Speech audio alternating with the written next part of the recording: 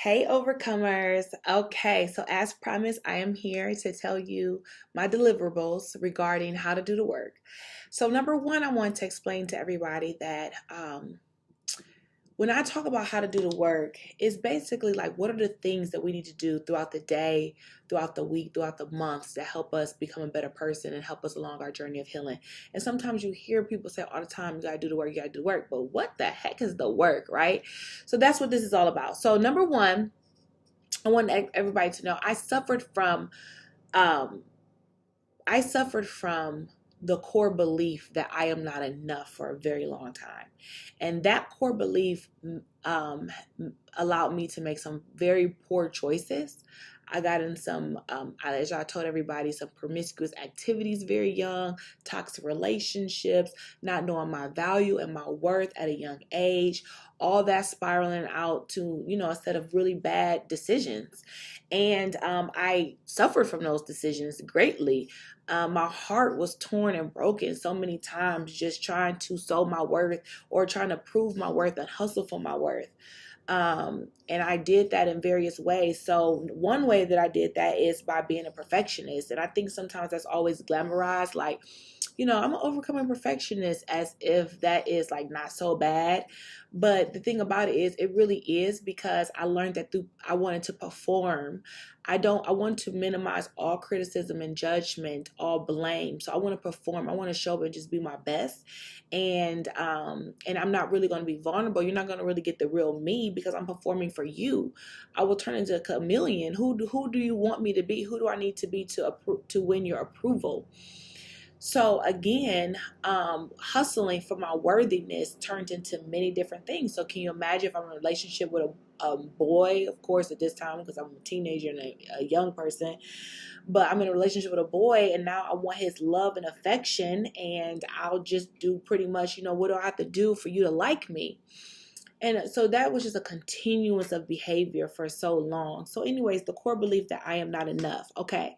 I take that core belief and we all have so many. I'm unlovable. I'm unworthy. I'll never be good at anything, or whatever it is. Like, I'm not good at this. I'm not good at that. Whatever is your core belief, we have to learn how to debunk it.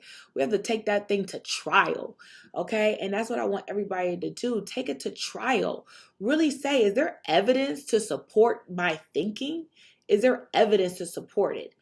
Ask yourself, is this an assumption that I'm making, and I'm basing all of these choices off of assumption? Have I actually done the work to try to figure it out? Okay, so these are the type of things that we want to think about. So I'm exhausted, y'all. I'm overcoming. I'm so tired.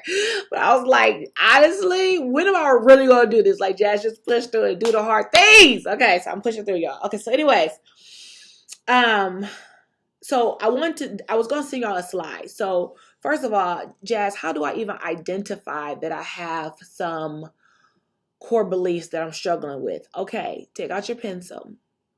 What you're going to do is an activity. You're going to write 3 things. You're going to fill in a blank, okay?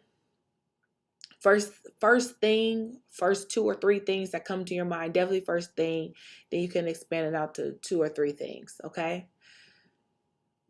Fill in a blank. I am,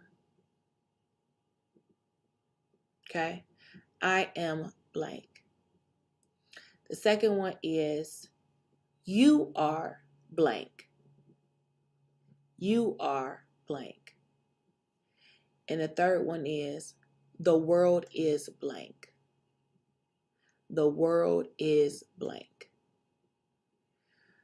So as you look at your responses, if they are negative responses, meaning things like unsafe, unfair, unlovable, things like that, then there is some work that's a red flag. Okay, I got some work that I need to do surrounding core beliefs. Second thing I was going to tell you guys is, once you identify these core beliefs, and I'm reading off my notes on my computer, and I'm sorry that I'm recording on my computer. It's probably not the best video. My husband probably wouldn't be happy with me doing this on the computer. However, it was the easiest for me with my notes being right here. So once I have this belief, so let's take the belief that I am not enough. I'm not enough, right? The belief that I had, that I carried for so long. What evidence do I have for this thought? What evidence do I have for this thought? Where's this coming from?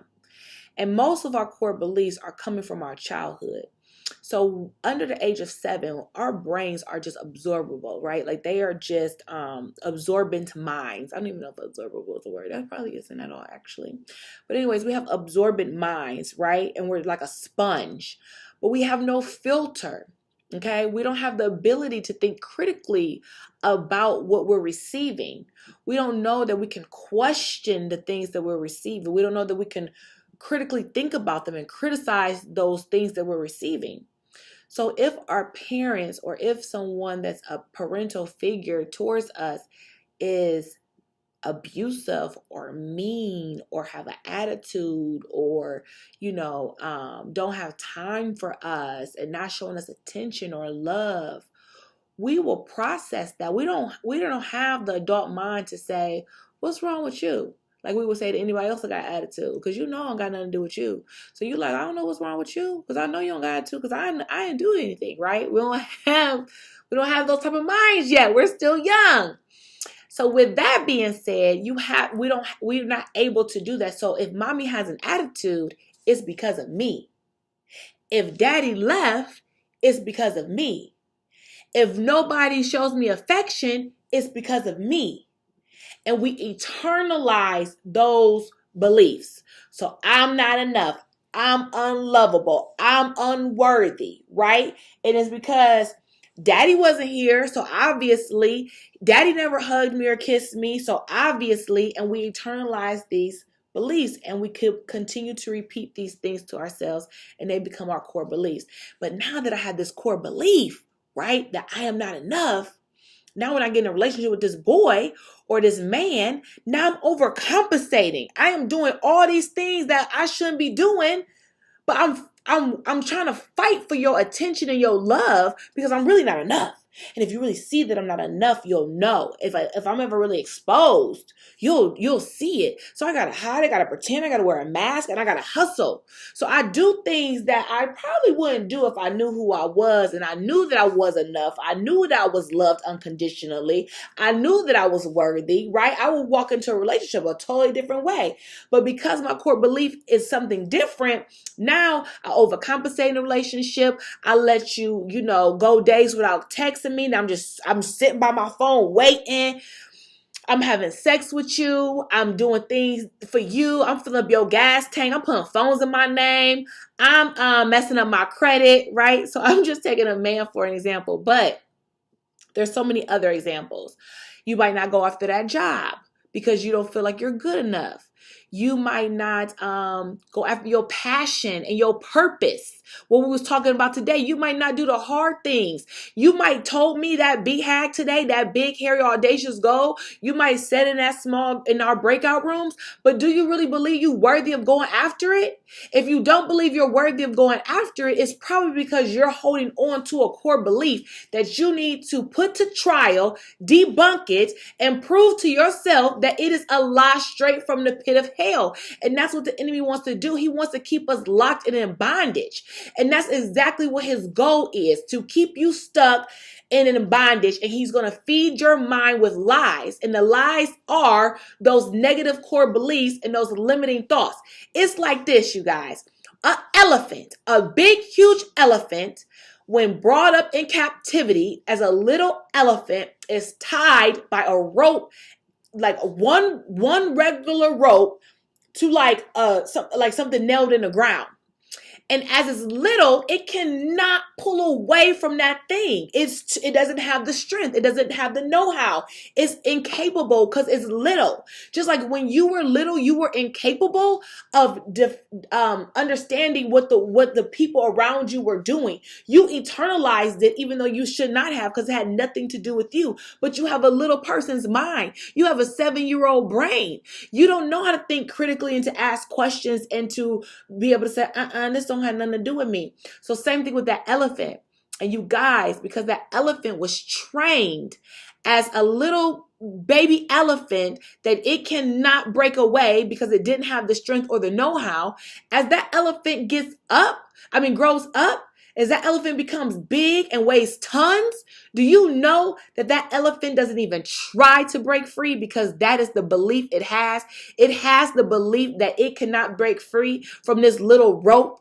And now you a big old elephant and you don't even know that you have the ability to break free from the rope. And that's how we look when we hold on to these negative core beliefs. That's how we look. We're these massive, powerful animals who don't know our power because we are stuck in a limited belief, in a core belief that does not serve us. And that's truly a lie from the enemy. And this is how Satan works. This is the work of the enemy, okay? When we talk about spirits, it's spirits of low self-esteem, low self-worth. Those are the spirits of no confidence. You got low confidence. You don't know who you are. You walking around here not knowing nothing about who you are, lost, betraying yourself constantly. You can't even show up. You're constantly betraying yourself, okay? I read a study that they did at Dartmouth College, I believe, and the study was it was a social experiment. They put scars, they painted real life looking scars on the participants' skin, and they told the participants they will have to go and have these social interactions. So the participants had to go have these social interactions with these big, huge scars on their face. So they participated in it. They knew what it was, and they just had to figure out how people would respond to them because of these scars on their face and whatever. So they paint these scars on their face. They show them the mirror of their scars. They're able to see, wow, that looks very real. Oh my goodness, look at that scar. And they put the mirrors down and they escort them to the door to start the social experiment on the other side. Where people were waiting. They were supposed to have different conversations with the people on the other side of the door. Before they left out, mind you, they don't have any more mirrors. They're standing at the door ready to go into the social experiment. One of the artists comes up to them and says, oh, I'm sorry, let me just touch up your scar just a little bit. I need to just touch it up real quick. It got whatever. I don't know, whatever they told them. So they're thinking that they are just touching up the scar, but they actually remove it. Unbeknownst to them, they actually remove the scar. Do you know those people go into that social experiment, and when they come back to report how it went, they all had negative opinions about how it went. They said people were staring at me. People wouldn't look me in my eye. They were rude to me. It's almost like they ignored me. They didn't want to give me any energy. And it's because they thought they had a scar on their face that they did not have. And that is the core beliefs or the limited beliefs that we have about ourselves. They're not real, but we go in this world pretending or thinking that they are real. We think that we're not worthy. We think that we are not enough.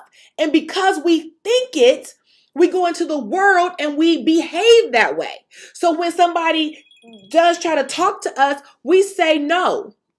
I'm not worthy of that. Like, oh my God, he's staring at me. He's looking at me. Or, oh my goodness, he's really cute. I want to approach him. Or I do want that job. Or I do want to ask for what I want, but I'm not enough. I shouldn't say nothing. I won't take up space. I just want to put everybody in front of me. I won't say no. I won't say no to anybody. You know, I just always do what everybody asks me to do. I never say no. I have no boundaries. That's how we're going around the world because of our limited thinking, and we have to debunk those thoughts. So like I said earlier, for me, I'm not enough showed up in a lot of relationships. So that's why I'm so passionate. That's like the first thing that my mind goes to, right? Like, you doing all this for this man, right? You act like a whole wife and you only a girlfriend. Better yet, you only somebody he talking to. You're not even a girlfriend, and you all... Now what is you doing? Right? That's how I feel, right? Okay. So the prompts are, what is the evidence for this thought? So am I really not enough? What evidence do I have to prove that I am not enough? What about all the things that show me I am enough? Hold on, my computer just died. Okay, we're still recording. Okay, sorry. What about all the things that show me that I am enough? What about all the friendships I have, all the people who call and support me and check up on me, who celebrate my birthdays, all the gifts I receive, like whatever it is that you need to pull up to show you that you are enough, that's the evidence, right? So then you say, okay, well, why do I believe this?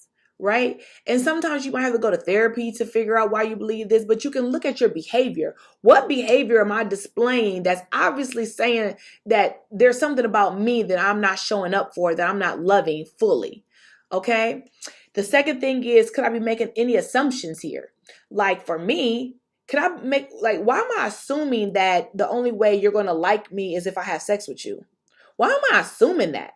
Okay. So this is me in my teenage years, right? Like I feel like, in order to get love and affection, I have to have sex with you. Because why am I making that assumption? Who told me that lie? Where is that coming from? Why am I assuming that if you want, like even my adult friends now is and whoever is single, it's just like, should I have sex with him? Like, and it's like, why are you assuming that that's something that you should do, in order to keep him to be engaged with you? Where are you getting that assumption from? Did he say that to you? Like, did he actually say that? Do you really believe that? Is that a hardcore fact, or are you making an assumption? Why are you assuming that why are you not going to apply for that job? What assumption are you making? Why aren't you going to speak up for yourself? What assumption are you making? Why aren't you going to go after your dream? What assumption are you making? Do you have hardcore facts and evidence that you are these things that you are saying to yourself? And the last thing is this thought based on an emotional reaction, or is the evidence in front of me? And I think most of the time we'll find out that it's an emotional reaction. So the statements to figure out, where are my core beliefs stemming from? Or what are some negative core beliefs that I need to work on is I am blank. You are blank. So that's how you feel. So I am, how do I feel about myself, right? Fill in that blank. You are, how do you feel about other people? And the world is, how do you feel about the world, And then and the other way to figure out a limiting belief is if you're stuck. If you just feel stuck, okay, this was so me. This was so me in 2018.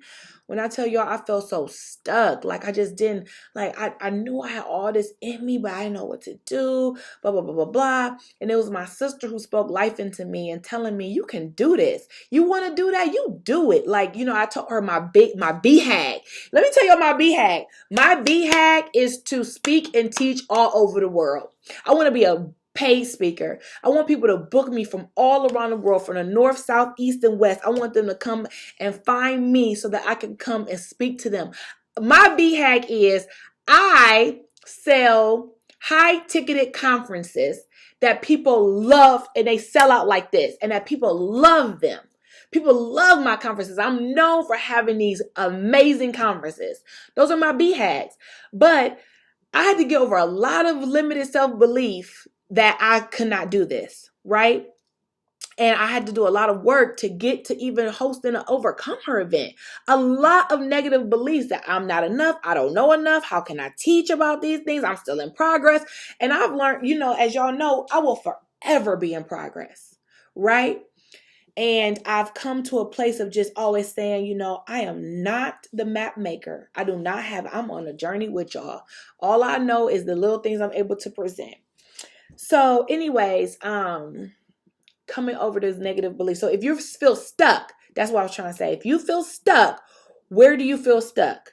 Okay, what are you feeling stuck? When you're feeling stuck, it's probably because you are moving through life with a negative core belief. If you're stuck in relationships, if you're stuck in finances, if you're stuck in purpose, if you're stuck and you just don't feel like you can move forward, it's probably because you are operating from a lens of a negative belief, a negative core belief, a limiting belief, and things like that.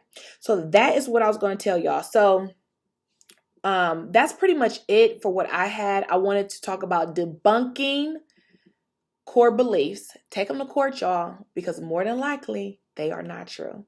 I love you, ladies. Thank you so much for being who y'all are. Thank you for our community. This is our Overcome Her. This is our Overcome Her community, and I'm thankful for y'all. Love y'all. See y'all next time.